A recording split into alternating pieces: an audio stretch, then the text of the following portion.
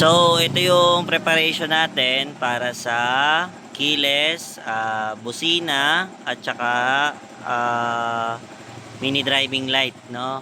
Ah, Ganito tayo mag-setup. So, ayan.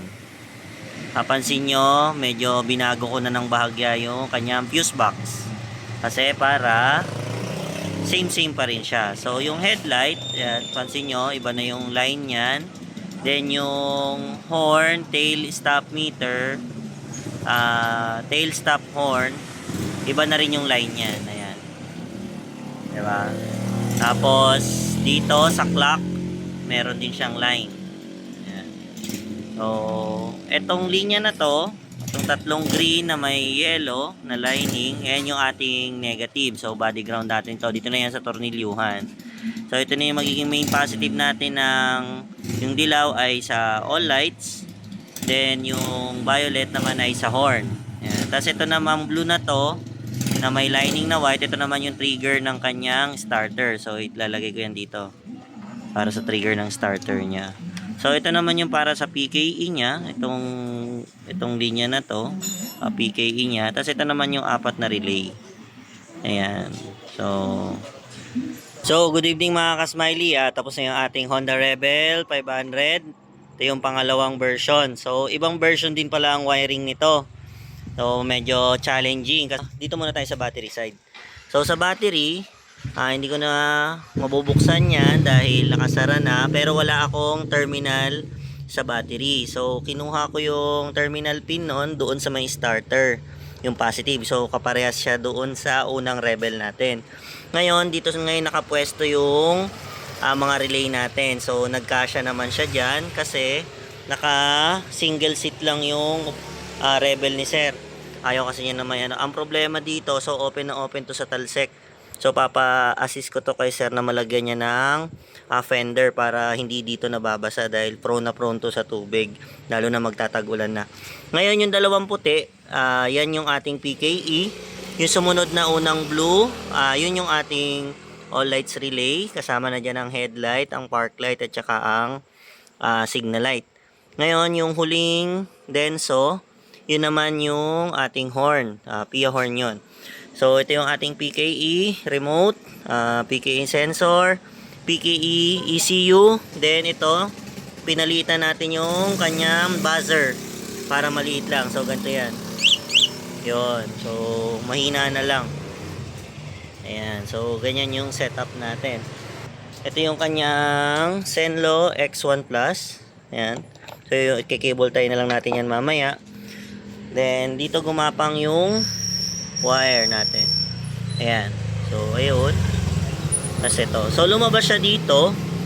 Ngayon, umikot yan. Ayan. So, ito yung ating para sa ballast ng mini driving light. So, dito nakapwesto yung ballast ng mini driving light ng Zenlo. Tapos, ito yung mga negative natin. Negative to ng horn. Tapos, ito naman negative ng ating mini driving light. Ayan. So, nakasakit. Tapos, may automatic, may nakaabang na kay Sir na isang set pa ng mini driving light. Ayan. Or anything. O, pwede ring laser gun. At least nakaset na yan. So, dito, gumapang yan. Ayan. Then, doon. So, dito sila lumabas. So, yung pang mini driving light, dito lumabas. Then, yung horn, dito naman, lumabas sa baba. So, ayan, nakasetup na. So, ang setup natin ng horn kay Rebel na to, itong version ng Rebel na to is ganito. Ayan. Kabila.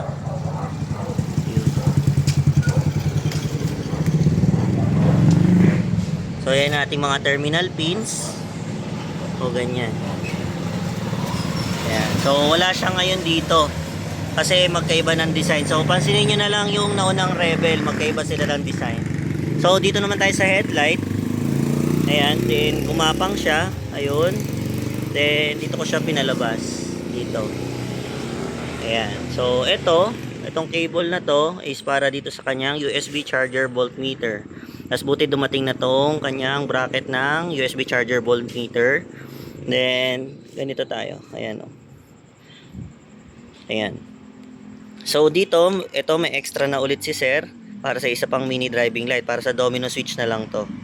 Ayan, domino switch. Tapos yan, kay-cable tie ko na lang yan later. So, domino switch ni sir. Tapos, may combo light si sir. Ayan, so combo lights yung nilagay natin dito sa horn. Ayan. So, ayun lang po.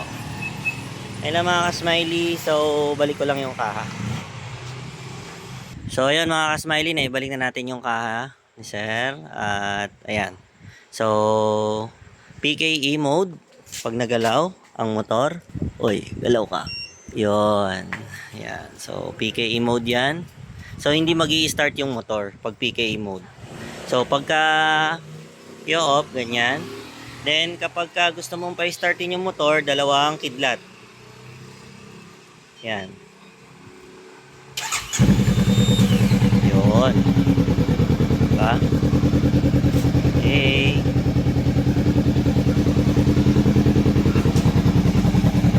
So, yung mini driving light ni sir. Ayan. Low beam, yellow, high beam, white. Ayan. So, dito ko nilagay. Tapos, combo lights. Yun. Ayos. Thanks mga ka-smiley.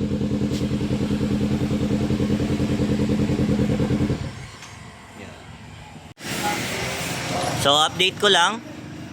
So, nilagyan natin ng interior yung ating ECU at saka yung ating relay.